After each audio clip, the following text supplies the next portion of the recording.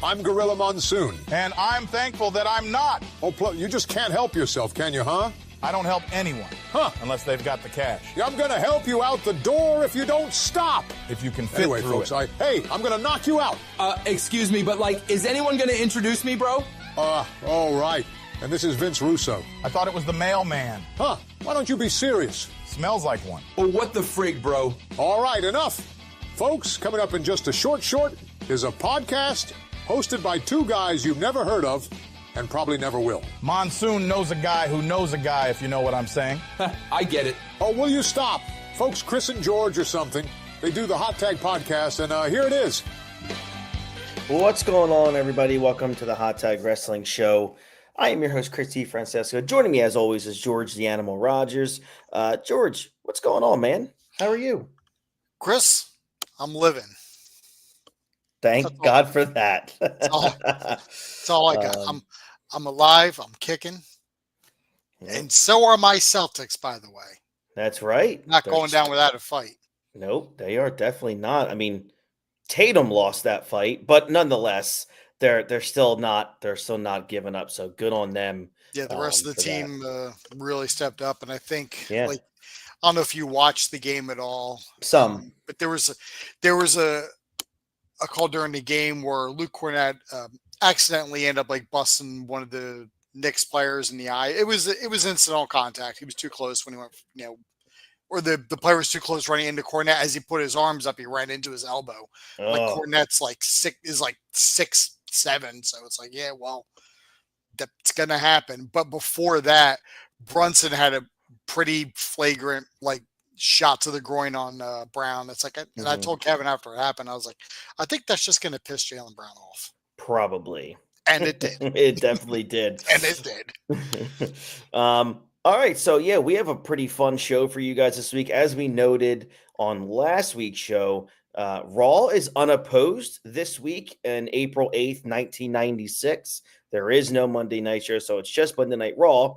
So like we did the last time this happened when Nitro was unopposed, we are going to cover a really good pay-per-view that happened in April of 1996. That was In Your House 7, Good Friends, Better Enemies. This was, George, correct me if I'm wrong, this is the last pay-per-view of Scott Hall and Kevin Nash in the WWF. Together? On the same card? Yes. Yeah, together on the same card. Because Nash didn't have a match at Mania 18 and he didn't have a match at Backlash in 2002. Hall had both. So I guess I meant of this time, before the Monday Night Wars. Yes. Yeah, before the Monday Night Wars, this was their last WWF televised appearance. Mm-hmm. Yeah. It's crazy to think, man. You and I were literally just talking about this an hour ago. And, in this pay-per-view, obviously the main event is Shawn Michaels versus Diesel and for the WWF Championship, which was, boy, what a match that was. We're going to talk about that. Another match that was on that card was Razor Ramon versus Vader. And I told George, as I said, man, it's really sad to see. But it also kind of makes me mad and also justifies my opinions on Hall and Nash. This was the very last night that those two guys ever gave a shit about pro wrestling again. Yeah. This was the very last night. Because, you watch, and we'll talk about it when we get to the pay-per-view, you watch Razor working in that match against Vader, and you're like, damn, dude, Scott Hall had his working boots on, but that was the last time. I mean, it's hard when you're having a match with Vader to make Vader look good. I'm not trying to knock Vader, but Vader has a very specific style. Yeah. That doesn't really mesh well with most wrestlers. Mm-hmm. And him and Razor, I mean, they put on a damn good fucking match. You would think out of Vader. And Vader was throwing potatoes. You could see Razor in that match sometimes look up and go, what the F? He was catching some potatoes from Big Van Vader. He's sitting there he's got potatoes from Vader. He's like, no, I'm glad I'm leaving. I don't have to deal with this shit anymore. Yeah, that's right. But first, we are going to cover Monday Night Raw from April 8th, 1996. And, not surprising to me, I feel like whenever Raw maybe didn't have to go up against a Nitro in this era, they actually did really well and they had a really good show. And this was no different. This was a really good Monday Night Raw. And we're gonna talk about it right now. It's a tape show from San Bernardino, California. Vince McMahon and Mr. Perfect are on the microphones here at the broadcast table, and we open up with Yokozuna versus the man they call Vader. This was the first time I think that they pulled that name out for Vader. I hadn't heard them call him Big Van, the man they call Vader, up until this point. This was his first time back. He was off TV for, I think it was like 2 months. He had shoulder surgery. But dude, like Vader looked big, like in a bad way. The biggest I think I've seen him look. They should have billed him from the White Castle of Fear. They really should. They really should have. But yeah, this was just two mammoth human beings in this match here. Mr. Fuji is ringside waving the American flag. Okay. Well, Samoa. That's right. That's a good point. We get to the end of the match. I mean, again, these two just gigantic humans. Yoko pounds away in the corner, but Vader traps him, splashes his ankle, and the ref calls for the bell. It's just about 3.5 minutes. Vince McMahon sells it as a broken leg, and we get this weird overdubbed ring announcing from Finkel declaring Vader the winner by referee stoppage. But in a pretty cool visual, they bring out a forklift to take out Yokozuna to tend to his broken leg. The same forklift they had Judy Bagwell on. The damn right they did. Nothing, obviously, as a match, but this did make, Vader look like a killer heading into the pay-per-view. There was one thing that really stuck out to me in this match, and it was the fact that Yokozuna gave Vader a fucking picture-perfect Samoan drop. Mm-hmm. I'm like, yep. I looked at it, I was like, are you fucking kidding me right now? Yeah. That was stellar. That was stellar.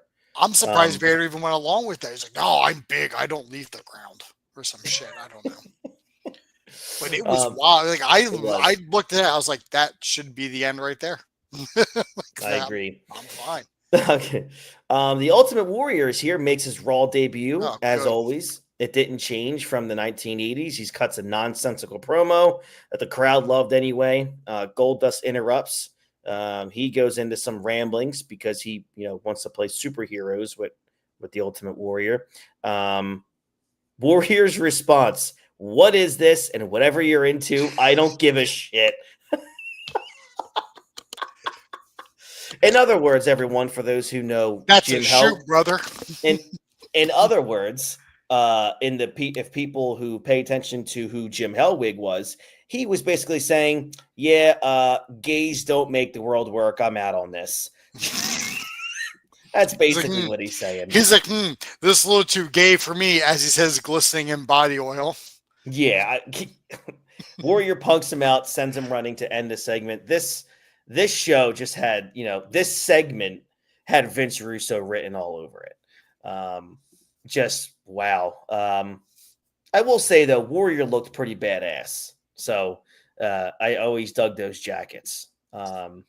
It also just showed kind of how dated the Warrior gimmick is for this time. Agreed. Like, it really does, like his golden era gimmick. It just doesn't. It looks so weird being there with Goldust, who's like the Undertaker, he's a master of mind games and manipulation. Warrior's just like, fucking what? Like, he doesn't know what's going on. He's like, this isn't Buddy Rose. It had like him saying like, I don't like whatever you're into. Like, it had all the energy of that video of the guy who was like, Daddy chill. And he's like, what the hell is even that? Like, that's Like, and all the energy of that. You're not wrong. What a great comparison. Meanwhile, we return to Yokozuna's treatment where Vader interrupts, smashes a chair into his already broken leg. What a jerk! But man, What a scumbag! What a great way to keep building up Vader as this monster. So good stuff there. And it was actually good to see them kind of go back to like a storyline that already happened. Like it wasn't just like we've taken Yokozuna away. Like that's it. Time to forget about it. Like they went back to it. It's like, this is kind of rare for Raw at the time. Yeah. Usually it was once the segment's over, all right, forget about that. We're on to Aldo Montoya versus Barry Horowitz for no reason. No, but we do get Triple H versus Duke, the real life piece of shit dumpster Drose. Noted piss drinker Duke the dumpster Drosy. I miss when you guys say noted piss drinker. You know what it was? It hit me when I was reading the article on him. And I was like, I haven't called anybody a noted piss drinker in a while. And now it just seems kind of fitting. No, call him whatever you want. For those of you who are not up on the news on Duke the Dumpster Drosy, and I can't imagine why you would be. Right.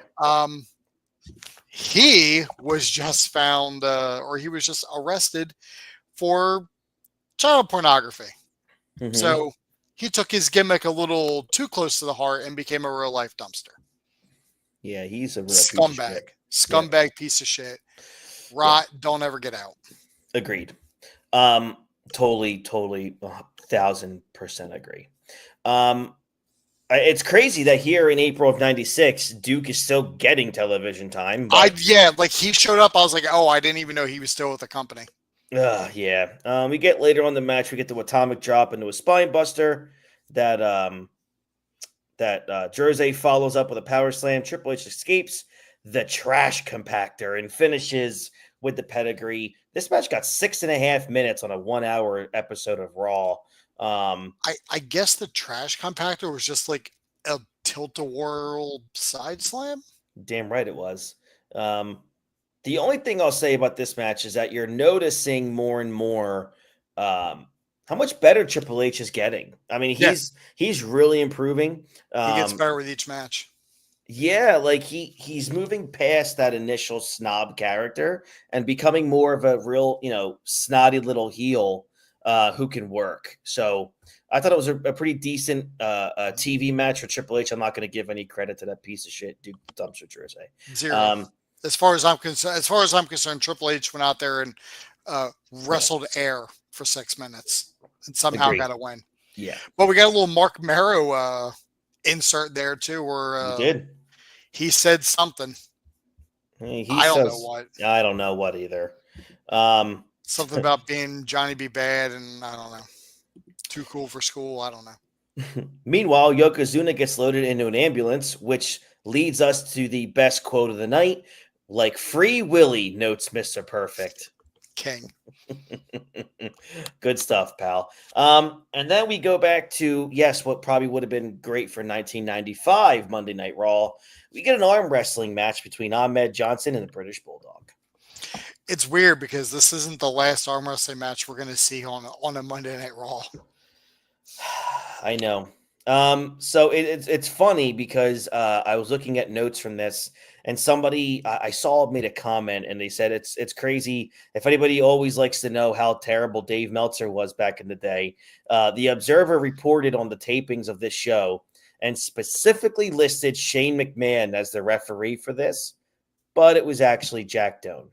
So, well, you know what? They look so similar they could be twins. Sure. They could. Noted piss drinker Dave Meltzer.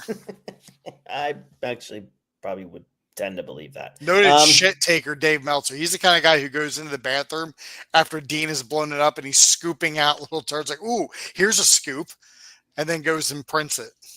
Yeah. Mabel's a third man. Mabel's a third man. The fact that he ever sold another Observer after saying something like that is beyond me. The fact that he's still selling it is astounding. Well, he sells 400,000 copies, and it's weird. Tony Khan's name is listed on all the subscriptions. Except for one of them, which goes to Conrad. I'm sorry. There's 399,996 subscriptions. All of that is TK, and then it's Will Ospreay, Kenny Omega, Conrad Johnson, and then the Young Bucks live together, I'm sure, so they get one themselves. Conrad Thompson. That's right. I don't know who Conrad Johnson is. Sorry, Conrad Thompson. The main event here, HBK Shawn Michaels versus Jerry the King Lawler. This was pretty good. I mean, this was good for a 1996 Jerry the King Lawler match. Diesel is here on commentary. He's wearing a Shawn Michaels shirt, which is really funny. Vince worked so hard, you could tell, dude, getting over the good friends, better enemies as a catchphrase. Just that was really funny. I thought Nash was pretty much on fire, man, at this point, both as a competitor. I mean, he was getting over as like just an a-hole-ish heel. He had great charisma at this time. This was probably as interesting as Diesel ever was. And then he's on his way out. So, Shawn wins a comedy slugfest with Lawler and, stops the high five fans at ringside. Shawn stops later on in the match to start jawing at Diesel, and Lawler goes to get the tights again, but charges into a super kick, gets the pin for the win, 10 minutes and 35 seconds. You'd think this would be a huge train wreck, and you would think in the top of your head, like, this is really just an angle to further Diesel versus Shawn, but I thought this was totally fine. Diesel gets in, slugs it out with Shawn, and Perfect tosses him the belt to lay Shawn out.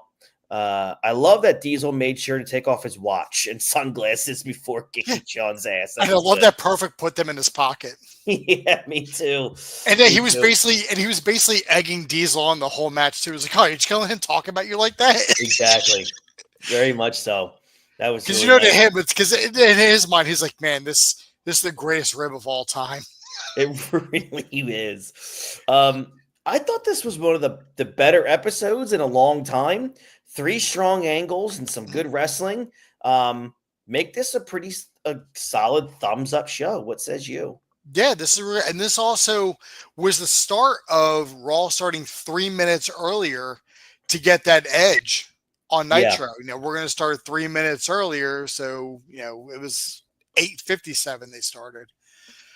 I could have sworn that there was a time, I think when they moved up to 8, I think when they jumped to 2 hours, that they started doing 7:57, because I remember seeing an ad on USA when I was a kid where it was like 7:47, it showed a jet, and then it said 7:57, and then showed like Raw, like showing that they started earlier to compete against Nitro.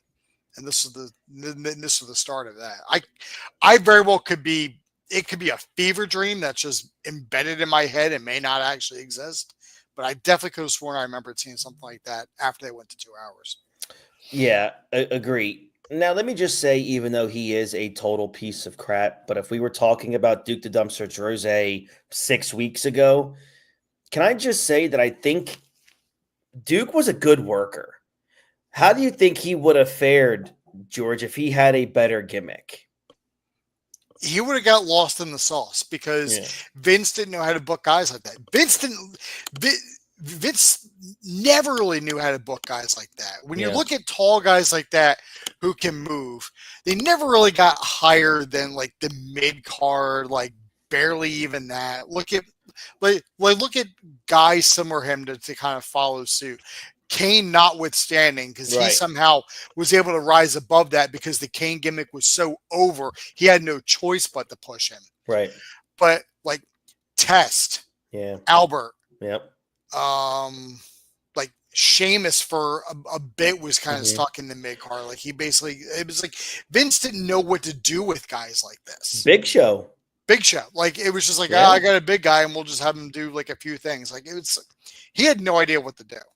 Yeah. I mean, even Diesel, he held the title for a year, but it's because the roster was so goddamn thin. And in true Kevin Nash fashion, he never drew a dime. So, I will say, I think the one that got away in terms of big guys, in my opinion, was Test. And I think Test really could have, if Test was in that company 5 or 6 years after he was in there, if he would have showed up a little later in that ruthless aggression era, I feel like he would have had a really good run. Actually, you know what? I'll even do you one better with a guy that's currently on that roster at this time, Crush.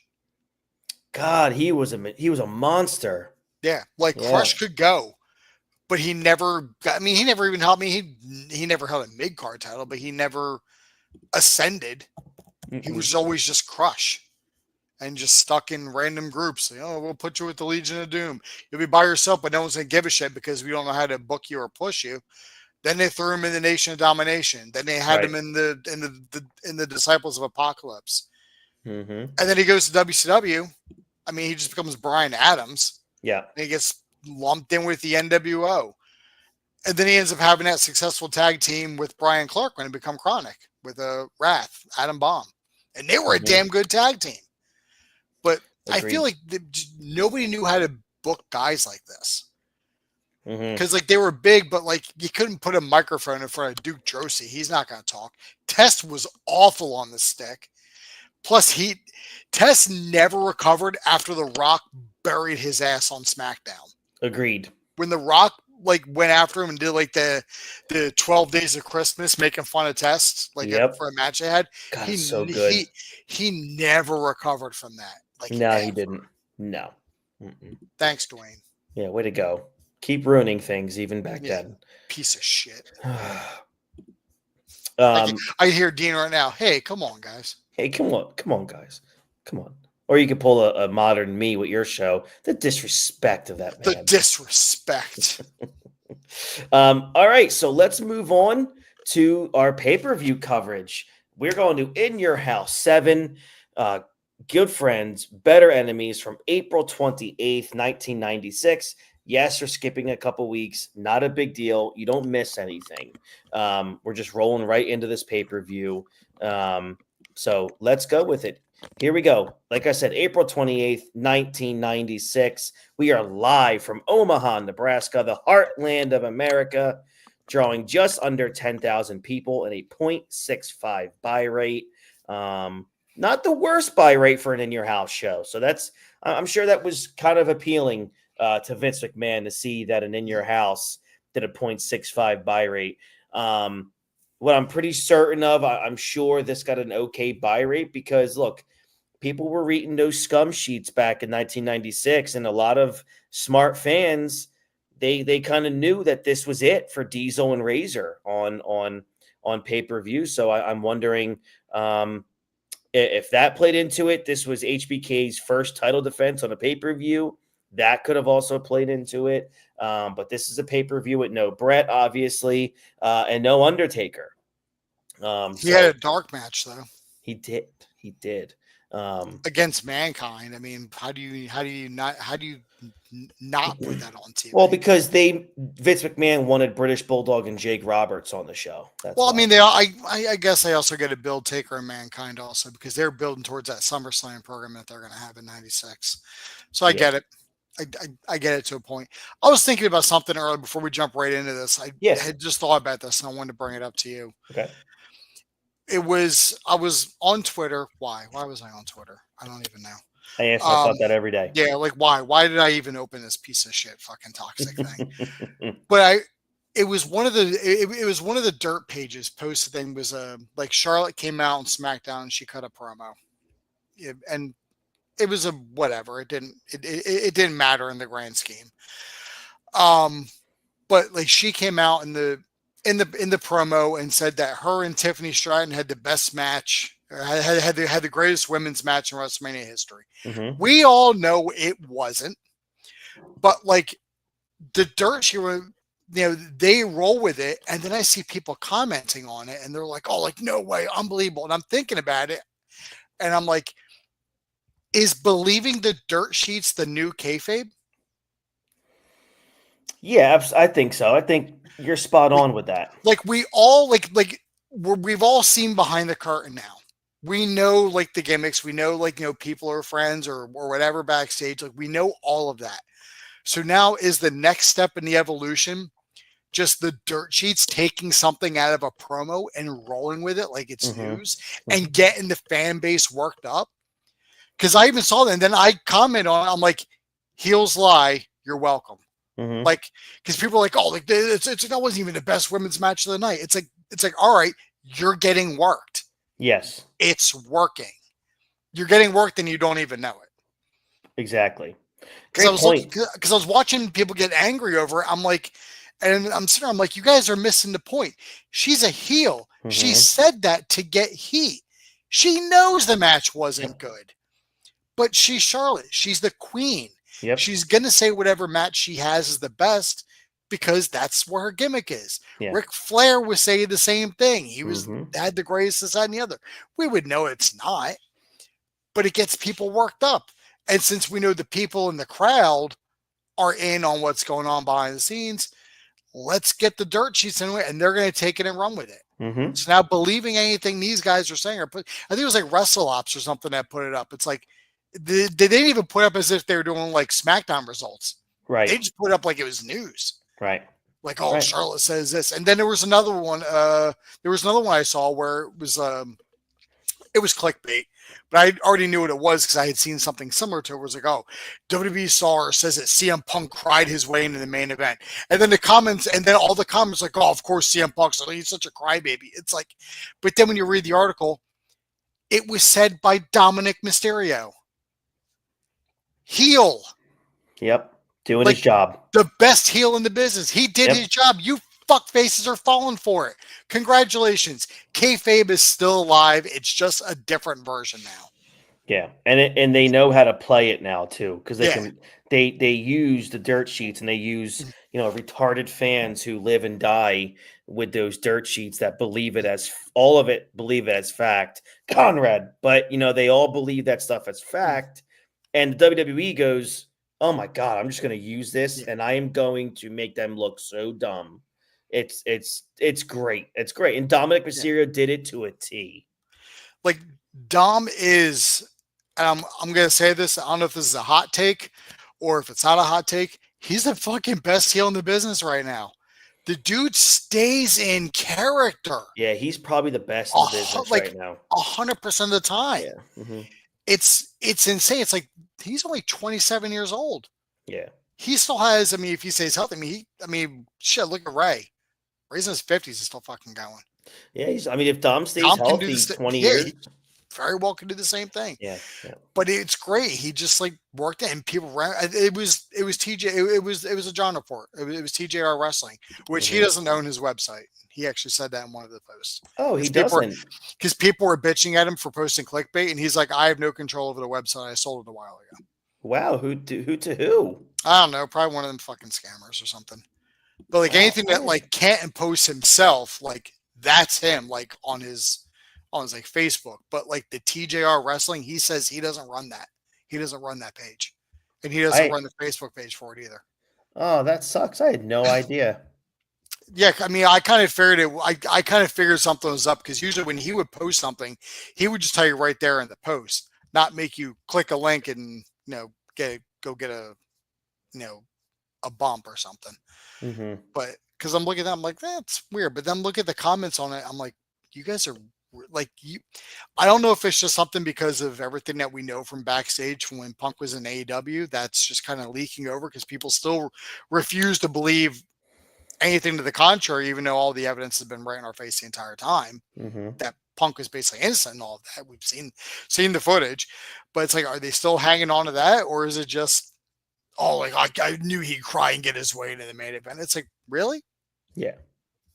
Look at the source, dude. Dominic Mysterio. Exactly. Yeah. Look at the source, the number one heel in the business right now. If you would have said somebody random, fucking Austin Theory, I'd be like, why is he even talking? Agreed. So this show starts off with what was supposed to be British Bulldog versus Jake Roberts. That doesn't happen. We just go through a whole bunch of stuff, and it comes back, and we have Owen Hart and British Bulldog versus Jake Roberts and Ahmed Johnson. It was an impromptu match. Do you think this is basically hiding that Jake can't do a one-on-one? Is it hiding that Jake can't do a one-on-one? Or is it hiding that Ahmed can't do a one-on-one? That's a good point. I mean, they're at this point in '96. They were expecting big things out of Ahmed, so that's pretty. Poor Owen. I know. Um, At least they have dude, Cornette at ringside. Dude, there were Well, so many times in this match where I watched Ahmed, and I don't mean, okay, I'll just use a different word. Like literally, like was on the verge of really hurting Owen Hart really badly. It was just incredible in terms of how bad Ahmed Johnson was. Jake looked really out of shape and Jake-ish for 1996. It was what it was, man. This went 13 minutes and 45 seconds. It was a weird finish at the time, but obviously Bulldog was getting the next title shot against Shawn. So it makes sense in retrospect how this finish happened. This was good, like a house show opener good. While they were working the formula with Jake in there, but Ahmed was just on another planet. Like whatever planet cocaine comes from, that is Ahmed. He was awful. I mean, he's so awful to watch. But back then, man, it didn't matter. He was gigantic. He was a muscle head, so Vince loved him. Yeah. How about Cornette passing out because of the snake? Oh my God, that was so good. I laughed so hard at that. Cornette was just so good. His timing was always impeccable. It's probably one of the best minds. Oh yeah, hands down. Dude's a genius. He remembers everything. Mm-hmm. It's wild. Next match here, IC title, Goldust versus the Ultimate Warrior. Oh, I don't know what the fuck this was, but it wasn't a match. It was like 10 minutes of just complete waste of time. Like when I was watching this, I actually thought that they were delaying starting the match because Warrior was blown up from his entrance. So I'm like, oh, they're just delaying time a little bit until, Warrior gets his breath back a little bit. But dude, this was bad. It was awful. Like, what the F was this? It makes me wonder, like, it's like, all right, well, we've already booked that this match is going to happen, but we all know Warrior. We know his temperament. We know how he does business. We know he isn't going to do anything if he doesn't want to do it. It almost makes you wonder, is like Warrior's like, listen, I'm not doing this fucking match. I'm not working with this fucking weirdo, which I'm sure it's Warrior. So I'm sure he said a different word that I'm not allowed to say now. Yeah, I'm sure. But I'm sure something like that. And Vince was just like, all right, well, let's just come up with something like to get out there. Cause that's probably what it was. Mm-hmm. We know the kind of guy Warrior Jim Hellwig is. We know he's a massive homophobe. Yeah. So chances are he didn't want to be around any of this. Yeah. Because he was probably afraid of catching gay or something. Gay. So, well, look at him. He doesn't know. He doesn't know anything. So this was probably just their way of just doing something because they didn't even lock up. They didn't even swing on each other. It was just like that. And then Goldust was like, all right, fuck it, I'm getting out of here. Yeah. It was, it was bad, dude. Like it took about 6 minutes for this to become a legitimate match. Goldust steps into the ring for the first time. Warrior offers to give him his robe back. Goldust has a seat in the chair, but Warrior clotheslines him out of the chair to finally make some contact at 7 minutes and 30 seconds. Goldust walks out of the match just under 8 minutes for the count out. So then the unnamed bodyguard who's with Goldust here tries to attack Warrior, but then, who obviously starts doing his Warrior stuff to give the fans a legitimate basic match. At this point, obviously, we never see this bodyguard again. Then after Warrior chases off the bodyguard, he steals the hat and wears it around the ring. Oh, man. Everyone knows, that's, the worst transgression in wrestling. He Jerry, stole that man's hat. yeah, Jerry Lawler must have been seething watching that kind of disrespect to the business. And he's like, oh my God, at least he didn't come over here and take my crown. You know what's crazy? And I did the numbers or the ages. People, even WCW is talking about of this era. And I'm sure WWF thought the same thing. Like, talk about ages of guys. Like, Hulk at this time was like 42. Piper was probably 40, 41. In 96, Piper was probably 41, 42, because he was born the same year my mom was in 54. Okay. And, dude, at this time right here, Ultimate Warrior was only 37. Like, let's just put this in context. Randy Orton looked like 45. Yeah, Randy Orton, and I always. This is one of the main things for those who don't know. Conrad Thompson used to say this shit all the time, and I'm going to clarify why when he says it, when he tries to make a certain point, it's ill-advised and stupid, and it's irrelevant. Like, he always used to say, "Oh, people are calling Hulk Hogan old here in 1997. He's 42. AJ Styles is 45, and let's look at Randy Orton here, and John Cena's in their late 40s.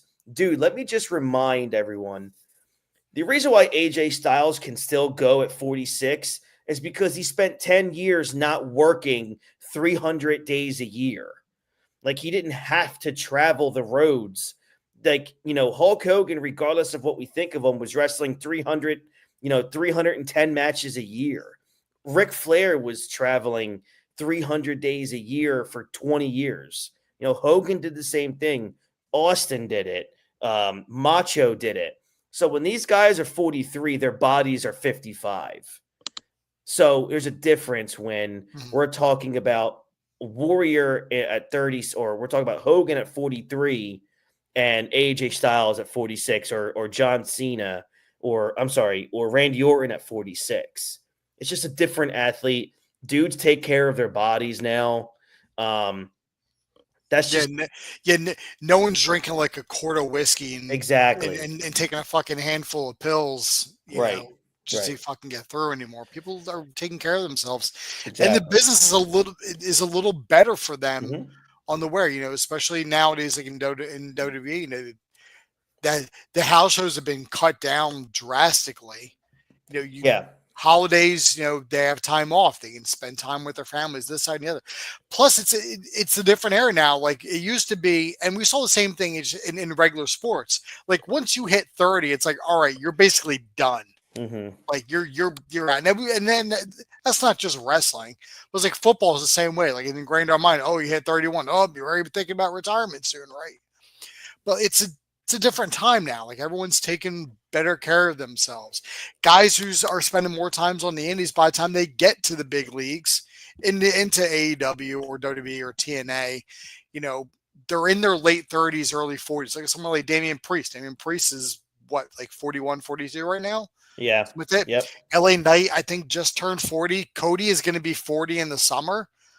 Like Roman is 40. Like these are guys who they didn't grow up in this era. They don't have to run as hard as the other guys did. They take care of their bodies a little better.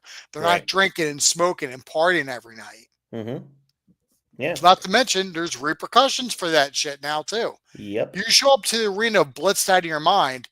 Not only are you not going to be on TV, but you're going to be sent home. Yeah. And suspended. And then you have that, and you have like a mark like that on your record. For sure. Hands down, man. And we know Warrior was juicing. So he was something. So yeah, that was a real horrible match. Do you know who that bodyguard was, by the way? I don't. It was Mantar. Really? I had to look it up because I'm serious. He had hooves. I'm like, who the fuck is this guy? And like I was like, oh, Gold Dust Bodyguard, 1996. And then it was like, oh, it was like, and they had his real name. It's like, oh, he was Mantar. I'm like, get the fuck out of here. Holy cow. I had no clue.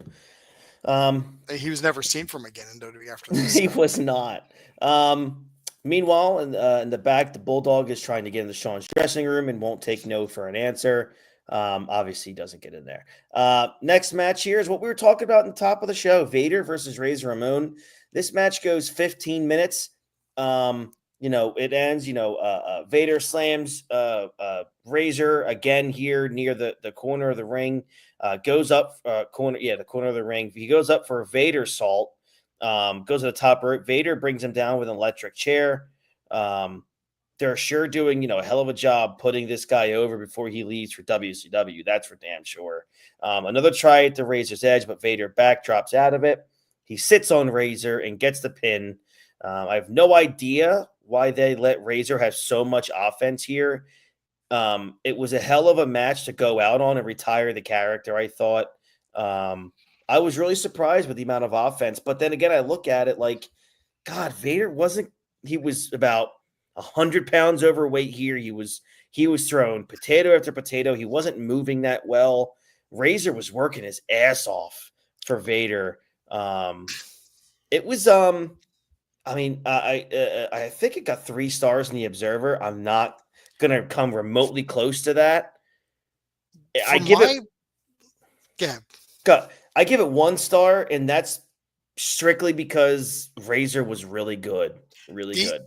The only thing I can think of is the reason why they gave Razor so much offense was probably just to show how powerful Vader is. Because no matter what Razor threw at him, Vader was just shaking it off. Makes sense. Like that's the only thing I can think of, and just going by the way we know the way Vince books things is he wants his monster to look like a monster. Right. If you're gonna go against somebody like Scott Hall, Razor Ramon, like. It's like, Razor's going to put on his working boots. He's going to make it look like $1 million, throw everything, and it's just going to bounce off him because it makes Vader look that much more powerful leading up to the eventual match that he has again with Yokozuna at the horrible Beware of Dog pay-per-view, which is the next one. Yep. We definitely got to cover that just for fun. Oh, It is. But yeah, again, we talked about this at the top of the show in case you guys forgot. This was the last time, and it just bothered me because I love WCW and I love the era of when the outsiders come in. But, you get into 97, 98, and you look at Nash and Hall, and it's like, damn, man, like they just did not give a damn about anything once they left Vince McMahon's control. And it sucked to see. It was like I told you when we were talking about this earlier before we got on. It's like once they got those guarantee contracts, there was no need to try anymore because you were getting paid regardless. Didn't matter if you were on the pay-per-view, if you were on Nitro. It didn't matter what you did. You didn't have to try. You didn't have to go out there and sell yourself the crap. Like you were getting paid. You didn't need to do this shit anymore. You got a guarantee contract. And it kind of killed both of them because I don't mean literally, but I mean Nash didn't need to try anymore. Hall was free to just kind of do whatever. And we know there was no checks and balances in WCW. So, I mean, he's making all this money. Oh shit, I don't need to show up. All right, I'm going to stay home and drink. Yeah, basically take pills and fucking deal with the demons because there's nobody WCW stopping that. No, and Bischoff even talks about how he regrets not putting his foot down a little sooner on that. But look, you can only control adults for so long and in so many, he can't travel with them. He can't be with them everywhere. But it was just sucks to see, man, because I've been watching Razor matches from back in 92, 93, 94. Damn, that dude could work. I mean, he's still gonna be doing house shows right up until the curtain call. Yeah, right. So it's and the dude could still go, man. Yeah. And it's just once you got WCW, you're right. You get that guaranteed money. You kind of you lose that sense of pride to go tear the house down and get try to draw a house. I mean, look at Hogan. He had guaranteed money. Right up until he became Hollywood, it was just the same thing over and over again. Over and over. He didn't need to try. He didn't need to do any more. I already got the fans. I'm the biggest star in the world. What do I need to? Mm-hmm. What do I give a shit? I can I'm getting coast on paid the anyway. name. Yeah. Yeah, I'll just coast by. Oh, Doomsday Cage. All right, whatever. Oh, a tag match. All right, well, I'll just sit on the apron. I'll let Macho do all the work because he's a good soldier and he'll do what he's told. And then I'll get the hot tag. The crowd will pop for me. I'll give Arn the big boot and the leg drop, and I'll get a win. Mm-hmm. Fans go home happy, and I pose. That's it. Next match is, I don't even know why this is on pay-per-view, but it's in your house. So, WWF Tag Team titles: the Body Donnas versus the Godwins. Look, this match almost went 8 minutes. Sure, like this was just something, dude. The lack of tag teams in WWF right now is apparent. Like, yeah, this was just rough. Whatever. At the end, Phineas, make sure to keep that signed picture of Sonny that Sonny brought down earlier in the match, putting it in the Spank Bank, I'd assume. You're welcome for that image in your mind, by the way. Just so you know, if you want to have that image in our minds, don't forget, in about 3 years, it's going to be implied that this man fucks a turkey. So That's damn right. Yeah, you're right. Let's not even worry about the fact that he's keeping a signed picture of Sonny. It was insinuated that this man shoved himself inside a cooked turkey on a Thanksgiving episode of SmackDown. And Vince approved it. Yeah, even going so far as to smoking a cigarette afterwards.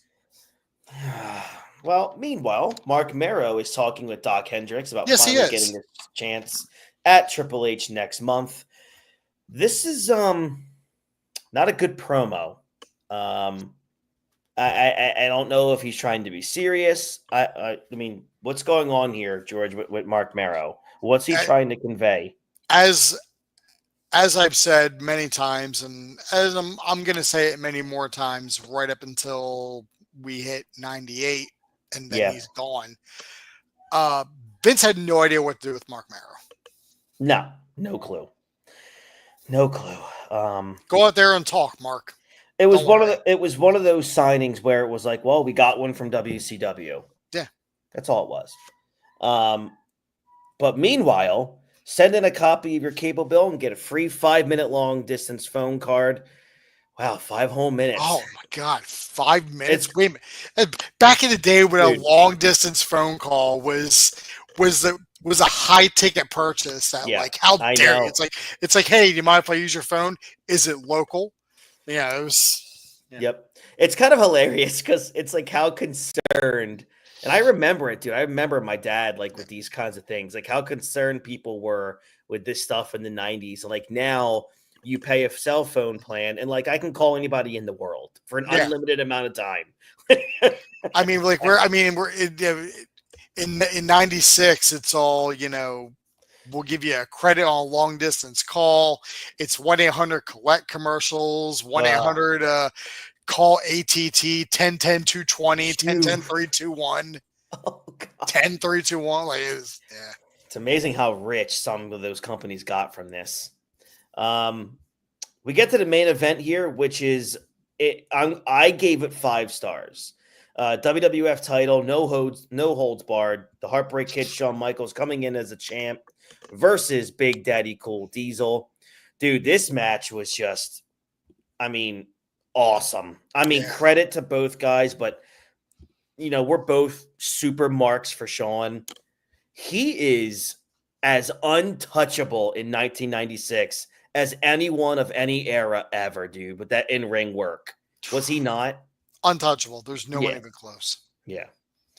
Some of the things that he does here, like just pure speed, with how much everything is perfect. Literally so much of it is perfect. We get a great move later on in the match where, it's a power bomb spot through a table, which did not happen often in 1996 WWF television.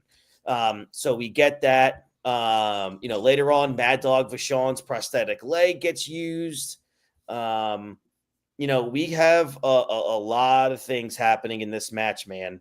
HBK laying in some potatoes and Diesel doing the same thing. And these are two best friends. And, this is a very bitter Shawn Michaels And they're behind the better scenes enemies. at the time. They're much better enemies. These are two best friends. This is a tough time for Shawn Michaels, which we all have heard by this point, of course, in history, where, he's struggling. His two best friends are just getting up and trying to go put him out of business. And he's there now, left to carry the torch of this entire company. And we all know, and Shawn Michaels is the first person to admit it, at this time, HBK was not mentally ready to hold the entire company on his back. He just was not emotionally stable for this. But I mean, it kind of shows like the difference between him and Bret Hart. Absolutely. Like Bret, for all of his faults, he could carry that company if he had forever. To. Yeah. He would have, whatever. I'll throw it on my back and I'll take you right through Calgary and we'll go the whole way. Yep. But like Shawn, he gets just like a touch of that and he's like, fuck it. I mentally can't do this. Yeah. But also, but that's also the contrast to styles. You have Bret, who was trained by his father. Yeah. Stu is legendary and basically told Bret, hey, you're going to do this. They're expect you to do this. If you become a world champion, you're the face of the company. They're going to expect you. You're the face. You're the guy that everyone's going to look at. Mm-hmm. Shawn, he didn't have that. What the fuck is Jose Lothario going to tell him? No disrespect to Jose Lothario, but even you, who's we were staunch WWF, never heard of Jose Lothario. Never. Before the lead up to WrestleMania. No. But everybody knows who Stu Hart is. Right. I mean, like Stu was doing for the Harts what I guess the High Chief is doing for the entire Anoa'i family coming up and still doing for them. Mm-hmm. Yeah. But it's like Shawn didn't have that. He didn't have that generational talent to coach him along the way. Mm-hmm. Exactly. And Hogan sure as hell wasn't going to share his secrets with anybody. No. And this match, man, had so many, I want to say just things that we really hadn't seen before or rarely seen. We saw Shawn get thrown over the top rope, basically hung, which, even today you're not going to see. It's rare. It's one of those rare spots. Yep. That they don't do out of just safety at this point. Yeah, you saw a chair shot to the head. Shawn swung a chair at the head of Diesel near the end there. Again, the power bomb table spot. Just a lot of things that just we were not accustomed to seeing on WWF TV. Look, we get the end here where, Diesel steals a prosthetic leg, but Shawn returns with a low blow, grabs a fake leg, knocks Diesel out before finishing him with a super kick, sending him off to WCW at 18 minutes. And at the end, dude, you could just tell Shawn's legit fury coming out. He was flipping off. He was giving the middle finger to Diesel, and you could re-lip saying, go F yourself. And then you could see Shawn at the end holding up the belt, saying this is the one true belt. And then you could see before they cut away from the pay-per-view, they go right to Shawn's face and he goes, if you want a big boy to play with, I'm right here. Shawn was unhinged right around here. And it was, as much as you feel for the guy, the man personally, for what he was going through, it made for pretty damn good television because you could see the seeds of heel Shawn Michaels here. Problem is they didn't lean into it early. Exactly. Enough. And that's the problem. It took a long time to lean into it. But yeah, this was easily, can we both agree that this was by far Kevin Nash's greatest match of his career? Yeah. Yeah. I can't even say it's not even like, oh, he's going to have any better ones down the road. No, I know what's coming up in WCW. No, he's not. Yeah, exactly. Don't get me wrong. He's going to have good tag matches. Yeah. Where the outsiders, when they become tag champions and they're going against Harlem Heat and the Steiners on a regular basis. Yeah. Because Harlem Heat and the Steiners are going to make you look like $1 million whether you want to or not. Correct. Like you kind of got no choice. Right. So like, I mean, he is going to have decent matches, but when it comes to one-on-one matches, he's not going to have a better one-on-one match for the rest of his career. Yeah. Man, it's crazy though. If you count Mad Dog Vachon, every single match on this card has someone involved that is dead. Yeah. How crazy is that, dude? It's fucking tragic. I know. Honestly. It really is. This, a couple little thoughts here. Like, this is the version of Diesel who should have been the guy who won the title in 1995. Keep him, this kind of heel. Have Diesel beat Brett in the main event of WrestleMania 11. LT beat Bigelow in the main, so fans go home happy. But, have this Diesel dominate all year. Maybe Brett regains the title briefly, but Nash versus HBK in this match at WrestleMania 12 to give Shawn his first title, not bad. That wouldn't be bad.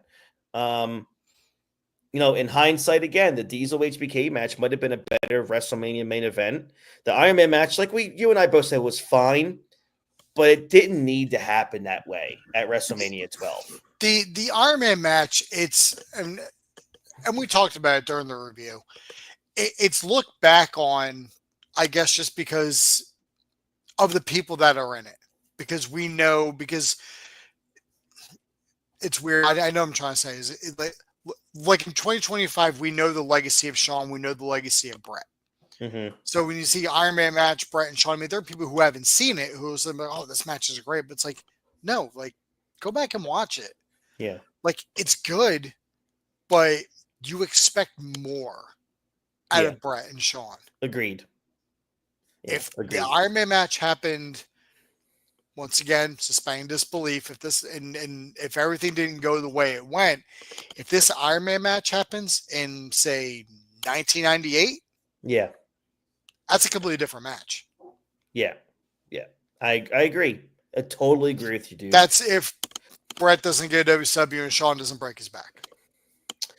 For sure. Yeah. So that's the end of In Your House 7, Good Friends, Better Enemies. This was a 90-minute show. I would easily recommend this pay-per-view to someone, George. I really would.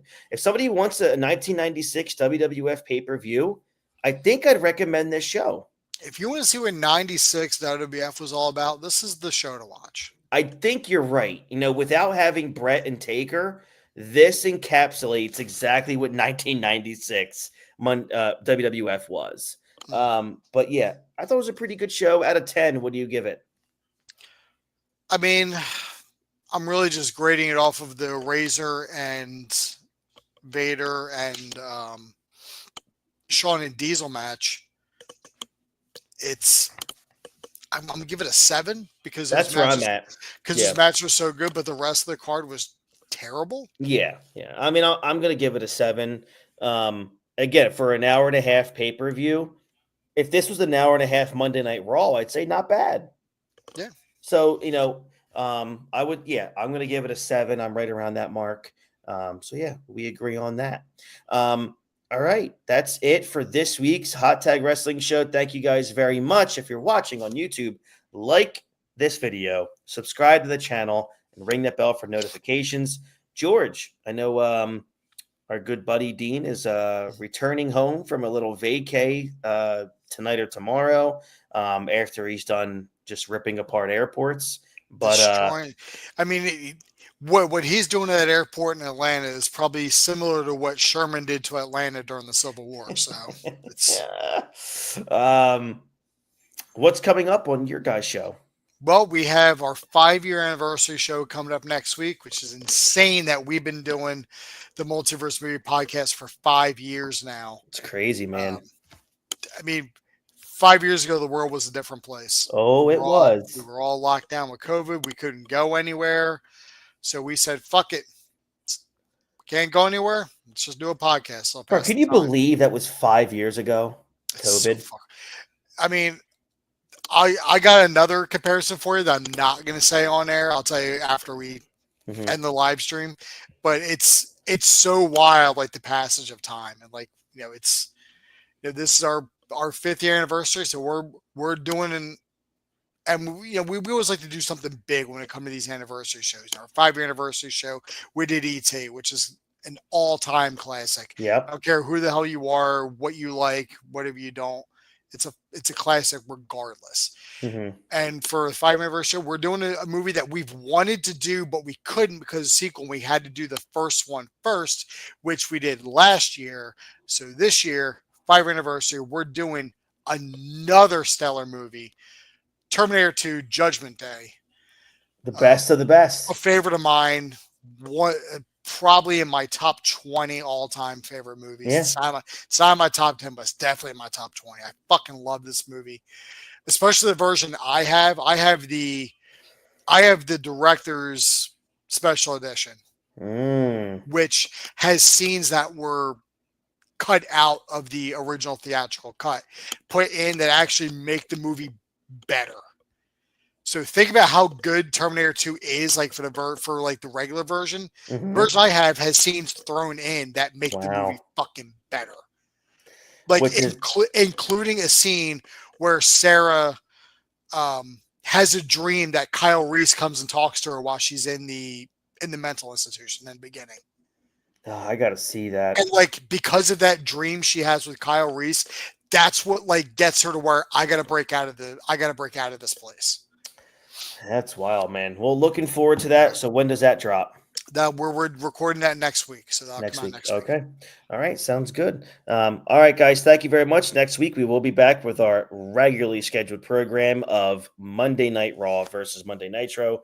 The Monday Night War saga continues on as we get so much closer to Scott Hall arriving in WCW. We're getting there, guys. We are getting there. We're a month away. We're on the doorstep. Yep, almost. So that we got to get through a couple more red and yellow Hulk Hogan, brother booty man. We got to get through a couple more. And then, as the great JR says, business will pick up. Really excited for that. So for George Rogers, I am Chris DiFrancesco. Thank you guys very much. We hope you have a great rest of your week and weekend. Have a good one. We'll catch you down the road. Take care. Bye-bye.